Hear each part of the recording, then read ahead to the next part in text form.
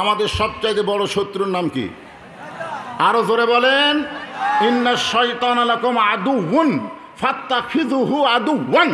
আল্লাহ কোরআনে বলেছেন শয়তান তোমাদের শত্রু, তোমরা শয়তানকে শত্রু হিসাবে গ্রহণ করো। এই জন্য যে মাঝখানে অনেক ফাঁকা দেখতেছি, তারপরেও আপনারা চাপতেছেন না। আপনারা কি মন খারাপ করে বসে আছেন? মন খারাপ থাকবে না, ওয়াজ শুনলে মন ভালো হয়ে যাবে। আলা বিযিক্রিল্লাহ তাতমাইন্নুল কুলুব। আল্লাহ কোরআনে বলেছেন কোরআন একটা জিকির, এই কোরআনের ওয়াজ শুনলে আল্লাহ তার অন্তরে শান্তি দেয়। জোরে খান সুবহানাল্লাহ। শান্তি পাবেন, এই জন্যে শান্তি পাওয়ার জন্য মিলেমিশে সবাই এক জায়গায় বসবো ইনশাল্লাহ। আর কেউ ঘোরাঘুরি করবো না, একটু মহব্বতে জিকির করেন লা ইলাহা ইল্লাল্লাহ, লা ইলাহা ইল্লাল্লাহ। এই যে কয়টা যুবক আসতেছে মাশাআল্লাহ, আল্লাহ যে কয়টা যুবক এদের মাঝখানে এসে বসলো, এদের সবাইকে আল্লাহ ইসলামের জন্য কবুল করুক। জোরে করে আমিন। আরো জোরে বলে আল্লাহুম্মা আমিন। কারণ মুরব্বির চাইতে বর্তমানে যুবকদের বেশি দরকার। জোরে কোন ঠিক কিনা? আগের দিন বাগে খাসে, আপনার মনে করেন না যে আগের দিন যা আসলো তাই, বর্তমানে মানুষ সজাগ হয়ে গেছে, আর ওই কলা দেখায় লাভ নাই। জোরে কোন কথা ঠিক কিনা? মানুষ এখন অনেক সজাগ। হ্যাঁ, এই জন্য যুবকদের বলবো তোমরাই বসো। এখানে চারটা বিষয় আলোচনা হবে। কয় বিষয়? চারটা বিষয়। 1 নম্বর হলো ঈমান, 2 নম্বর আত্তাকুল্লাহ, 3 নম্বর হাক্কা তুকাতিহি, আর 4 নম্বর হলো ওয়ালা তামুতুন্না ইল্লা ওয়া আনতুম মুসলিমুন। অত্যন্ত গুরুত্বপূর্ণ 4টা বিষয়। 1 নম্বর হলো ঈমান। জোরে কোন 1 নম্বর কি? ঈমানদারকে লক্ষ্য করে আল্লাহ তাআলা বলতেছেন যারা আমাকে বিশ্বাস স্থাপন করেছো। সাহাবারা বললেন ইয়া রাসূলুল্লাহ, আল্লাহকে বিশ্বাস স্থাপন করার নিয়ম কি? আল্লাহ রাসূল বললেন ইকরার বিল লিসান, তাসদীকু বিল জানান, আমল বিল আরকান। জবানে বলতে হবে লা ইলাহা ইল্লাল্লাহ, শুধু জবানে বললে হবে না। তাসদীক বিল জানান, ওইটা কলিজার মধ্যে জায়গা দেওয়া লাগবে। কলিজার মধ্যে যখন জায়গা দিবে, তার চরিত্র হযরত বেলালের মতন হবে। হযরত বেলাল যখন ঈমান গ্রহণ করেছিল, তখন নামাজ ছিল না, রোজা ছিল না, হজ ছিল না, যাকাত ছিল না। তখন শুধু একটি মাত্র ইবাদতের নাম হলো লা ইলাহা ইল্লাল্লাহ। তখন কোনো ইবাদত হয় নাই। হযরত বেলাল যখন ঈমান গ্রহণ করলো, সঙ্গে সঙ্গে আল্লাহ তাআলা বেলালের জন্য একটা আয়াত নাজিল করলেন। বেলালের জন্য একটা আয়াত নাজিল করলেন এই কারণেই, কারণ বেলালের আগে যারা ঈমান গ্রহণ করেছে তারা সবাই ছিল স্বাধীন। আবু বকর ঈমান গ্রহণ করেছে, আবু বকর হলো স্বাধীন। খাদিজাতুল কুবরা ঈমান গ্রহণ করেছে, খাদিজাতুল কুবরা হলো স্বাধীন। আলী ঈমান গ্রহণ করেছে, আলীও হচ্ছে স্বাধীন। ওসমান গনি ঈমান গ্রহণ করেছে, তিনিও হলেন স্বাধীন। আর হযরত বেলাল হলো পরাধীন। পরাধীন মানে গোলাম। পরাধীন মানে কি? গোলাম। এখন সেই গোলাম যখন ঈমান গ্রহণ করেছে, সঙ্গে সঙ্গে আল্লাহ তাআলা নাজিল করলেন ইন্নাল্লাযীনা ক্বালু রাব্বুনাল্লাহু সুম্মা ইসতাকামু তাতানাজ্জালু আলাইহিমুল মালাইকা আল্লা তাখাফু ওয়া লা তাহজানু ওয়া আবশিরু বিল জান্নাতিল্লাতী কুনতুম তুআদুন। কি বুঝলেন? বেলালের শানে আল্লাহ আয়াত নাজিল করে বুঝাইলেন। নবী বেলালকে ডাক দিয়ে বলেন, বেলাল রে, তুই ঈমান গ্রহণ করলি রাত্রিবেলায়, আর আল্লাহ তাআলা আমাকে জানাই দিল, শুধু নিশ্চয় যারা বলবে আল্লাহ আমার রব, শুধু এইটুকু বলবে না, সুম্মাস্তাকাম, এর প্রতি যারা অটল থাকবে ঈমান গ্রহণ করার পরে, ঈমানের কলেমা পড়ার জন্য না, ঈমান গ্রহণ করার পরে তার উপর নানা রকম বিপদ আপদ মুসিবত আসবে। বেলাল, এই বিপদ আপদ মুসিবতে তুই কি আল্লাহ রাসূল ছাড়বি নাকি? বেলাল নবীর হাতে হাত দিয়ে বললেন, ইয়া রাসূলুল্লাহ, জীবন দিব কিন্তু ঈমান দিব না। জোরে কান সুবহানাল্লাহ। ঈমান গ্রহণ করার সাথে সাথে ঈমানের প্রতি এত মজা যে জীবন দিবে কিন্তু ঈমান দিবে না। আসলেই তাই। সারাদিন ধরে বেলালকে মারছে, সারাদিন মারছে। শুধু মারে নাই, সারা রাত বুকের উপর পাথর চাপা দিয়েছে। এত বড় পাথর কয়েক টন হবে। 100 জন যুবক মিলে একটা পাথর পাহাড় থেকে গড়ায় গড়ায় এনে বেলালের বুকের উপর ফেলে দিয়েছে। আবু জেহেল বলতেছে এই পাথর পড়ার সঙ্গে সঙ্গে বেলাল মরে যাবে, সকালবেলা বেলালের লাশ তোমরা পুঁতে রেখো। এই কথা বলে সমস্ত নেতারা যখন চলে গেল, হযরত বেলালের বুকের পাথর বুকের উপর চাপা দিয়াস। বেলাল বলতেছে আল্লাহ, আমার জাতির পিতার জন্যে তুমি যদি নমরুদের আগুনের চুলা শান্তির বাগান বানাবার পারো, মুসা নবীর জন্য তুমি যদি সাগরকে রাস্তা বানাবার পারো, তুমি তো আমার সেই আল্লাহ, লা ইলাহা ইল্লাল্লাহ, তুমি কি আমার বুকের পাথর তুলার মতন পাতলা করবার পারবা না? সঙ্গে সঙ্গে আল্লাহ তাআলা পাথরের চেহারায় রাখছে, কিন্তু পাথরটা তুলার মতন পাতলা করে দিয়েছে। বেলালের নিঃশ্বাসের সঙ্গে পাথর উঠতেছে আর ডাবতেছে। সকালবেলা যুবকেরা বেলালের লাশ নিতে আইছে, আইসা দেখে পাথর উঠতেছে আর ডাবতেছে। এক যুবক দৌড়ে গিয়ে বলতেছে, নেতাজি আপনি কইলেন পাথর চাপা খায় বেলাল মরবে, কিন্তু বেলাল মরে নাই। বেলালের নিঃশ্বাসের এতই পাওয়ার, এই বিশাল পাথর উঠতেছে আর ডাবতেছে। ঈমান যারা গ্রহণ করবে তাদের ঈমানের পাওয়ার কম না বেশি? জোরে কান, কম না বেশি? এখন কি করবে কাফেরেরা? যেই মুখটা বেলাল আল্লাহর জিকির করে, ওই মুখের মধ্যে হাতটা ঢুকায় দিয়া মুখের জিহ্বা বের করে এর মধ্যে পেরেক ঢুকায় দিল। হযরত আবু বকর বেলালকে মুক্ত করে নিয়ে যখন আল্লাহর নবীর কাছে নিয়ে যায়, নবী তাকায় দেখে বেলালের জিহ্বাটা বের হয়ে অনেক দূর পর্যন্ত চলে আইছে। কারণ জিহ্বার মধ্যে পেরেক মারার কারণে জিহ্বাটার মুখের মধ্যে নাই, ওই জিহ্বাটা ফুলে উঠে মুখের অনেক বাইরে গেছে। আল্লাহ রাসূল বেলালের কপালে একটা চুমা দিলেন, ওই জিহ্বার কাঁটাগুলো নিজের হাতে খুলে বেলালের জিহ্বার আগায় নবীর জিহ্বা ঠেকাইলেন। সঙ্গে সঙ্গে জিহ্বাটা পূর্বের আকৃতি নিয়ে মুখের মধ্যে ঢুকে গেল। রাসূল বললেন, বেলাল রে, আল্লাহ তাখাফ, তোমার কোনো ভয় নাই, ওয়ালা তাহজান, তোমার কোনো চিন্তা নাই, ওয়াবশিরু বিল জান্নাহ, আল্লাহ ঘোষণা করেছে এই দুনিয়া থেকে বিদায় নেওয়ার সঙ্গে সঙ্গে আল্লাহ তোমার ঈমান গ্রহণ করার কারণে 8টা জান্নাতের দরজা খুলে দিবে। এমন ঘোষণা দেওয়ার পরেও বেলালের মুখে কোনো হাসি নাই। রাসূল বলে, বেলাল আমি আল্লাহর কোরআন থেকে তেলাওয়াত করে তোমার শোনালাম, তুমি হাসতেছ না, কারণ কি? বেলাল বলতেছি, ইয়া রাসূলুল্লাহ, আল্লাহু আকবার, লা ইলাহা ইল্লাল্লাহ, আমার আল্লাহ এত বড়, সে আল্লাহর ঈমান আমি গোপনে গোপনে পড়তেছিলাম, তারপরেও আমাকে এত নির্যাতন করেছে। আমি যতদিন পর্যন্ত আমার আল্লাহর জিকির উচ্চ স্বরে না করতে পারবো, দুনিয়ায় আমার জান্নাতে যায়ও শান্তি নাই। চিন্তা করে দেখেন ঈমান কারে কয়? কোরআনের ওয়াজ শুনবো, বেলালের মতন বলবো, শুধু কোরআনের ওয়াজ শুনবো না, যতদিন বাংলার জমিনে কোরআনের বিধান কায়েম না হবে ততদিন বাংলার মুসলমানের মরেও শান্তি নাই। জোরে কোন কথা ঠিক কিনা? কারা কারা রাজি? 2 হাত তুলে আমার আল্লাহকে দেখান।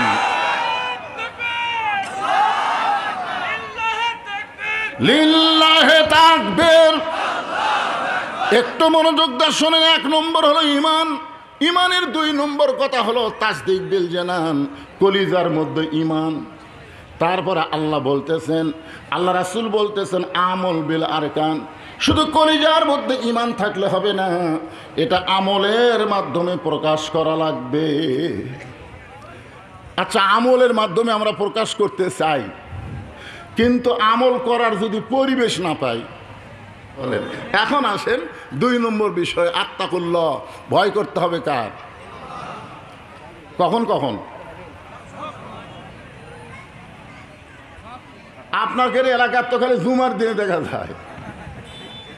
আক্কেলপুরের এক মসজিদে আমি গাড়ি থামায়া, রাস্তার পাশে মসজিদ, আমি আসরের নামাজ পড়তে ঢুকলাম। সেই 32 টাইসের উপর লোকদের দিকে ধুলে একটা আঙ্গুলের ধুলা বললো। তাই মুয়াজ্জিনকে বললাম, কে রে ভাই, গোটা মসজিদ ধুলা, ঝাড় দাও না।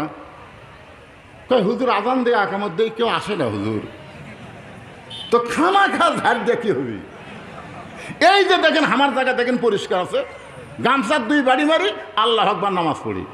তা আজকে আপনি যখন আইছেন আমি 2 গামছার বাড়ি মারতেছি, তাই বললাম তাহলে মসজিদকে আপনি ঝাড় দেন না? মুয়াজ্জিন বলে নামাজের দিন দেই হুজুর, নামাজের দিন। আমি কইলাম কে রে, সব দিনই তো নামাজ, এটি আবার নামাজের দিন কোনটা? কয় হুজুর আমার এলাকার সব লোকেরা জুমার দিনে নামাজ পড়ে, বাদ বাকি পড়ে না। আত্তাকুল্লাহ, বুড়া বয়স ভাই, দাদির গায়ে বোরকা আছে, নাতির গাও নাই। কে দাদি বোরকা পড়ছেন কেন? কই মরা লাগবি ভাই, মরা লাগবি ভাই। সারা জীবন ঘুষের ওয়াজ করছে, সারা জীবন ঘুষের চাকরি করছে, সারা জীবন। যেই বুড়া হয়ে গেছে, চামড়া ঢিল, আল্লাহর সাথে মিল দিয়ে বলতেছে আল্লাহ আমি আর জীবনে ঘুষ খাবো না, আল্লাহ আমি আর জীবনে ঘুষ খাবো না। আল্লাহ কয় তোর চাকরি আসা, যখন তোর চাকরি ছিল তখন তুই তো এই তওবা করিসনি, যখন চাকরি গেছে তখন কাঁদতেছিস। সারা জীবন শয়তানি করে বুড়া বয়সে নামাজ ধরছে, এখন আর খাড়া হয়ে নামাজ পড়া পারে না, সিয়াল্লে নামাজ পড়ে শয়তানেরা। জোরে কোন কথা ঠিক কিনা? এরকম আছে না নাই? হ্যাঁ, সারা জীবন বদমাইশি করছে। এখন মসজিদে কাতারে নামাজ পড়লে, কাতার সোজা করে মসজিদে নামাজ পড়লে, 1 ওয়াক্ত নামাজ পড়লে 27 ওয়াক্ত নামাজের সওয়াব। কাতার সোজা করা লাগবে, তারপরে এই সওয়াব হবে। কাতার বেঁকা করে কেউ যদি নামাজ পড়ে তো সওয়াব হবে, নামাজ হবে কিন্তু সওয়াব হবে না।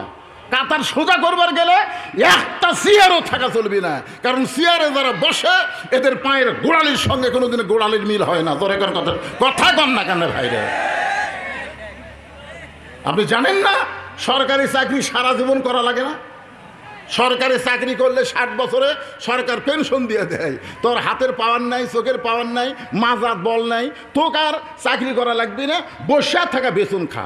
যারা যৌবনকাল থেকে 60 বছর পর্যন্ত নামাজ পড়েছে জামাতে বুড়া বয়সে, তাদের আর মসজিদে নামাজ পড়া লাগবে না, যেখানেই নামাজ পড়বে সেখানে আল্লাহ পেনশনের সওয়াব দেবে। জোরে কোন কথা ঠিক কিনা? কিন্তু সরকারি চাকরির সময় তো যায়নি, ওই বুড়া বয়সে গেছে চাকরি লিবার, অতই সোজা।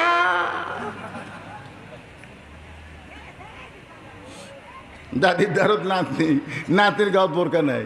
কে দাদি মরা লাগবি ভাই, মরা লাগবে ভাই, বোরকা পড়ছেন, কিন্তু আপনার নাতনি 18 বছর, আর গাও বোরকা নাই। ওই একটা অন্যা তার মাফলা বানাচ্ছে গলার দিয়ে তো। আত্তাকুল্লাহ, ভয় করতে হবে কার? আরো জোরে বলেন। এইটা মাঝে মাঝে করলে হবে না, সব সময় করতে হবে হাক্কা তুকাতিহি। এই হাক্কা তুকাতিহির ব্যাখ্যায় বলা হয়েছে বর্তমান যেই সংবিধান চলতেছে, বর্তমান যেই পরিবেশ চলতেছে, এই পরিবেশে যথাযথ আল্লাহর ভয় করা যাবে না। আল্লাহর ভয় করতে গেলে আল্লাহর কোরআন অনুযায়ী আমাদেরকে চলা লাগবে। আল্লাহর কোরআন অনুযায়ী যখন চলবো তখন আল্লাহর ভয়টা কেমন হবে আমি আপনাদের বুঝানোর জন্য বলতেছি, একটু মনোযোগ দিয়ে শোনেন। আল্লাহর কোরআন আমাদের বাংলাদেশের মসজিদের মধ্যে কিছুটা হলেও চালু আছে। আমাদের মসজিদের মধ্যে আল্লাহর কোরআন চালু আছে না নাই? জোরে করে আছে না নাই? আসরের 4 রাকাত ফরজে ইমাম সাহেব 2 বার বসবে, 2 রাকাত পর 1 বার বসবে, 4 রাকাত পর 1 বার বসবে। কিন্তু ইমাম সাহেব আসরের 4 রাকাত নামাজের 2 রাকাত পরে বসে গেছে, আবার 3 রাকাতও তো বসে গেছে। 3 রাকাতে যেই মাত্র বসে গেছে, একটা অটো ভ্যান চালক 3 নম্বর কাতারে আছে। আমাদের কথা থেকে খেয়াল করেন, আল্লাহর আইন 3 নম্বর কাতারে একটা অটো ভ্যান চালক। আল্লাহু আকবার। অটো ভ্যান চালক চিন্তা করে পড়ছে যে আসরের নামাজের 2টা বৈঠক হবে, 2 রাকাত 4 রাকাত পর। ইমাম নেতা 3 রাকাত পর বসে গেছে। এখন আল্লাহু আকবার লোকমা দেওয়ার দরকার আছে না নাই? সামনে কাতারের যারা মুসল্লি এরকে খেয়াল নেই, খেয়াল হচ্ছে ভ্যানালার। এখন ভ্যানালার লোকমা শুনে ইমাম সাহেব মনে মনে কয় উঠবো না, এতদিন 4 রাকাত পড়াছি, আজকে 3 রাকাতেই বসেই থাকবো, উঠবো না। 41 সালের আগে আমি উঠবো না। এই মনে করি ইমাম যদি বসেই থাকে, আপনারা বলেন তো মসজিদের মুসল্লি আপনার সবাই কি ইমাম নেতার পক্ষে যাবেন না ভ্যানালার পক্ষে যাবেন? কেন ভ্যানালার পক্ষে যাবেন? কারণ ইমাম তুমি তোমার নিজস্ব আইন মতে নামাজ পড়াবার পারবা না, আল্লাহর হুকুম মোতাবেক পড়ানো লাগবে। জোরে কোন কথা ঠিক কিনা? ইমাম বসে থাকা এটা হলো নিজের ইচ্ছা, আর ভেড়ার লোকমা দেওয়া হলো আল্লাহর হুকুম। জোরে কোন কথা ঠিক কিনা? হাক্কা তুকাতিহি যখন সমাজের মধ্যে চালু হয়ে যাবে, তখন একজন ইমাম, একজন নেতা, একজন এমপি, একজন মন্ত্রী বাংলাদেশের মতন ৯৬টা দেশ, একটা দুটা দেশ না, ৯৬টা দেশের নেতা। আমাদের বাংলাদেশের মতন কয় নেতা? দেশের মতন ৯৬টা দেশের একজন নেতা। তার মধ্যে আত্তাকুল্লাহ হাক্কা তুকাতিহি, এতই ভয়, এই ভয়ের কারণে খলিফা হওয়ার পর থেকে রাতের বেলা আর কোনো দিন ঘুমায় না। একদিন ওমর ফারুকের বিবি বলে, স্বামী এত রাত্রে আপনি কোথায় যাবেন? ওমর ফারুক বলে, বিবি রে, ফোরাতের কোলে একটা কুকুর যদি না খেয়ে মারা যায়, হাসরের ময়দানে আল্লাহর কাছে আমাকে জবাবদিহি করা লাগবে, তাই আমাকে আর তুমি পাবা না। যেদিন আমি সাহাবী ছিলাম, শুধু সাহাবী ছিলাম, সেদিন ততদিন পর্যন্ত তোমার সঙ্গে রাত্রেবেলা ঘুমাইছি, কিন্তু এখন আমি দায়িত্ব পাইছি, আমার আর ঘুমানোর কোনো শক্তি নাই। এই কথা বলে হযরত ওমর সুরের মতন চুপি চুপি হাক্কা তুকাতিহি আল্লাহর ভয় নিয়ে মদিনার মধ্যে ঘুরতেছিলেন। হঠাৎ হযরত ওমর দেখতে পায় একটা তাঁবু টাঙ্গানো, তাঁবুর বাহিরে একটা মানুষ একবার উত্তর দিকে যায়, একবার দক্ষিণ দিকে যায়, একবার উত্তর দিকে যায়, একবার দক্ষিণ দিকে যায়। ওমর ফারুক লোকটার কাছে গেলেন আল্লাহর ভয়ে। জোরে কোন কার ভয়ে? আল্লাহর ভয়ে গিয়ে সালাম দিলেন, আসসালামু আলাইকুম ইয়া আব্দুল্লাহ, রে আল্লাহর বান্দা, তোমার প্রতি আল্লাহ রহমত বর্ষিত হোক। লোকটা সালামের উত্তর দিল না, আবার সালাম দিলেন, আসসালামু আলাইকুম ইয়া আব্দুল্লাহ, রে আল্লাহর বান্দা, তোমার ওপর আল্লাহ রহমত বর্ষিত হোক। লোকটা সালামের উত্তর দেয় না। উমর ফারুক মনে মনে চিন্তা করতেছে, লোকটা হয়তো কানে কম শোনে, এইবারে হাতের ইশারাতে বললেন, আসসালামু আলাইকুম ইয়া আব্দুল্লাহ। সঙ্গে সঙ্গে লোকটা বলে, এই মিয়া, বারবার আমার সালাম দাও মিয়া, তুমি কি মনে করো আমি ঠসা? ওমর ফারুক বলতেছে, ভাই আপনাকে অস্থির দেখতেছি, একবার উত্তরে যান, একবার দক্ষিণে যান, এই জন্য আপনাকে সালাম দিলাম ভাই। লোকটা বলতেছে, এই তুই জানিস, এই পাগলা তুই জানিস আমার বাড়ি হচ্ছে অমুক দেশে, আমি গভীর রাত্রে আমার বউকে নিয়ে আমি অমুক এলাকায় যাচ্ছি, আমার শ্বশুর বাড়ি, গভীর রাত্রে। কারণ উমরের শাসন যখন চালু হয়ে যায়, তখন একজন পুরুষ একজন নারী সারা রাত রাস্তা ঘুরবে, তাদের কোনো ভয় কলিজার মধ্যে থাকবে না। ধরে কান সুবহানাল্লাহ। কিন্তু এই মাঝখানে এসে আমার বউয়ের প্রসব বেদনা শুরু হয়ে গেছে। এখন বউ আমার তাঁবুর মধ্যে কান দিচ্ছে, আর আমি প্যারা অস্থির হয়ে ঘুরতেছি, আর তুই খালি সালাম মারতেছিস। আমি এখন কি করি? আমার গর্ভবতী বউকে নিয়ে আমি মরদ মানুষ, কিছুই বুদ্ধি পাচ্ছি না, আর খালি সালাম মারিস।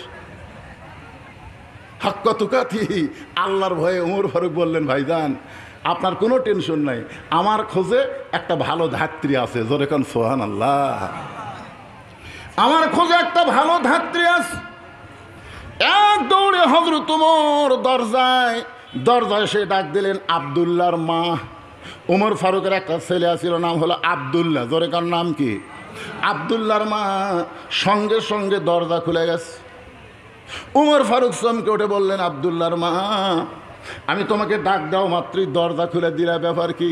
বলে, স্বামী গো, যেদিন থেকে আপনি রাত্রেবেলা মানুষের দুঃখ কষ্ট দেখেন, সেদিন থেকে আমিও ঘুমাই না, আমি দরজায় দাঁড়িয়ে দাঁড়িয়ে আপনার জন্য আল্লাহর কাছে দোয়া করি। আপনি মানুষের দুঃখ কষ্ট নিজের চোখে দেখবেন, আর আমি আরামত বিছনাত ঘুম পারবো। আর হামাকের বাড়ির বউগুলা ওয়াজ করে বাড়ির যায়, ডাক দিয়ে চেতন পায় না, মোবাইল কল করছি, আমার অত্যাচারে মোবাইল সরাতেছে যে বাজুক।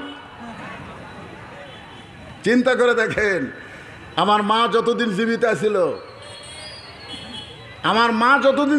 ছিল, আল্লাহর কোরআন আমার সামনে, আমার মাকে কোনোদিন ডাক দেওয়া লাগেনি। আমার জুতের শব্দে আমার মা চেতন পায়ে বলে, বাবা আমি দরজা খুলে দিচ্ছি। কোনোদিন ডাক দেয়নি। আমার হাঁটনের শব্দ মা বোঝে, আমার জুতের শব্দ আমার মা বোঝে। আমাকে দরজা খুলে দেয়। বললাম, মা আপনার চোখে ঘুম ধরে না? বলে, আমার ছেলে ওয়াজ করে বাড়ি আসবে, এইটা জানার পরে দুনিয়ার কোনো মা ঘুমায় না। মা কি আর এই শালা বউ কি দেখছেন? কিন্তু হাক্কা তুকাতিহি, আল্লাহর ভয় যখন কলিজায় থাকে, উমর ফারুকের বিবি বলতেছে আপনি মানুষের দুঃখ কষ্ট নিজের চোখে দেখবেন, আর আমি আরামের বিছনায় ঘুম পাড়বো, সেই বউ আমি না।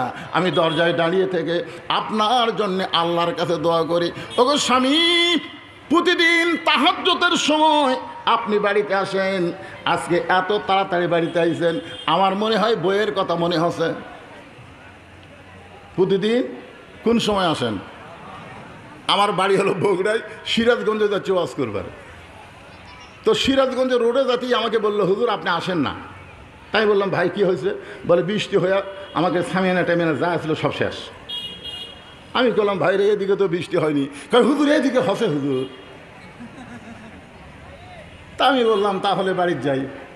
তা আমি বাড়িতে আসলাম, আস্তে আস্তে 9:30 বাজলো। আমি বাড়িতে এসে দরজা ঠোকা দিতি, বউ দরজা খুলে দিয়ে বলতে কী খবর? আমি বললাম যে এলাকায় মাহফিল, এলাকায় বৃষ্টি হয়েছে। আমার বউ কয় আলহামদুলিল্লাহ। আমি বললাম আলহামদুলিল্লাহ মানে? হাজার হাজার টাকা তাদের নষ্ট হয়ে গেল, ইন্না লিল্লাহ না কয় আলহামদুলিল্লাহ কেন? আমার বউ কয় আল্লাহ প্রত্যেক মাহফিলে যেন বৃষ্টি হয়, আল্লাহ যত বৃষ্টি হবে তত আমার স্বামী তাড়াতাড়ি বাড়ি ফেরত আসবে। কারণ প্রত্যেকটা বউ শীতের দিনে চায় তার স্বামী তার কাছে থাক, কারণ ল্যাব গরম করবার লাগলে স্বামী লাগে। জোরে কথা কর না কেন ভাই, লাগে না? হুন্না লিবাসুল লাকুম, উকিল সাহেব মন খারাপ করেন না, এটা আল্লাহর কোরআনের কথা। হুন্না লিবাসুল লাকুম ও আনতুম লিবাসুল লাহুন্না, স্বামী হলো বিবির পোশাক, বিবি হলো স্বামীর পোশাক। জোরে কান সুবহানাল্লাহ। রাত্রে ঘুমাইতে গেলে খবরদার দুই লেফে স্বামী স্ত্রী ঘুমাবেন না, একই কম্বলের তলে স্বামী স্ত্রী থাকবেন। মা আয়েশা বলেছেন আমার রাসূল কোনোদিন 2 বালিশে ঘুমাইনি, একই বালিশে মুখামুখি হয়ে আমরা ঘুমাইছি। এই হাদিসটা যখন আমি নাটোরে বললাম, মেয়েদের মধ্যে থেকে একজন স্লিপ দিয়ে বললো হুজুর এই হাদিসটা আপনি উইথড্র করেন। আমি উইথড্র করবো কেমনে? সামালে তিরমিজি শরীফের 2য় খণ্ডে আল্লাহ রাসূল যখন ঘুমাইতেন বইয়ের মুখামুখি করে মুখের সঙ্গে মুখ লাগায় ঘুমাতেন। ঘুমানোর শুরুটা মুখের সঙ্গে মুখ লাগায় ঘুমানো সুন্নত। ঘুমের মধ্যে যদি অন্যদিকে যায় কোনো সমস্যা নাই, কিন্তু শুরুটা করা লাগবে মুখের সাথে মুখ লাগানা। ওই মেয়েটা আমাকে স্লিপ দিয়ে বলতে যে হুজুর হাদিসটা উইথড্র করেন, আমার স্বামী এত বিড়ি খাওয়া খায়, উনি যখন ঘর ঢোকে মনে হয় ভোগরা পাঁটা ঢুকিছে, ওর মুখের কাছে মুখ লাগালে আমার বমি হবি হুজুর।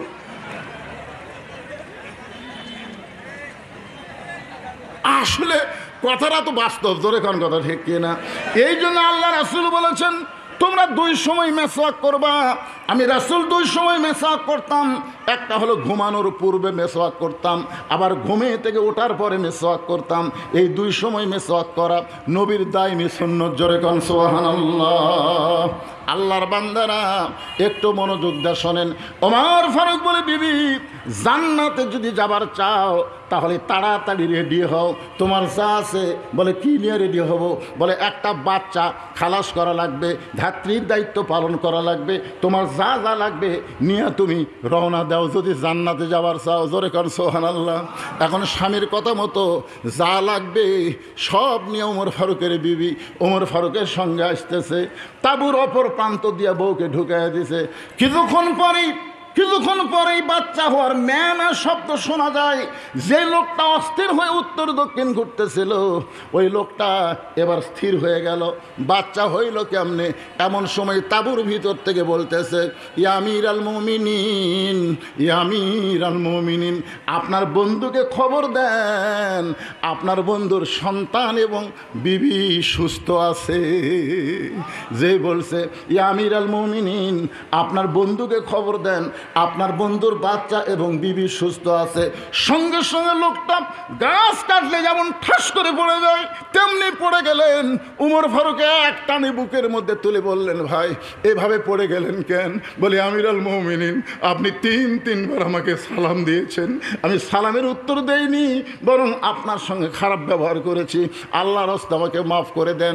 উমর ফারুক বললেন হাক্কা তুকাতিহি, আল্লাহর ভয় যদি কলিজার মধ্যে ঢুকে যায় তখন এইগুলো কথা কোনো কিছু নেতারা মনে করে না, কারণ দায়িত্ব তাদের কাঁধের ওপরে। ধরে বলেন কথা ঠিক কিনা?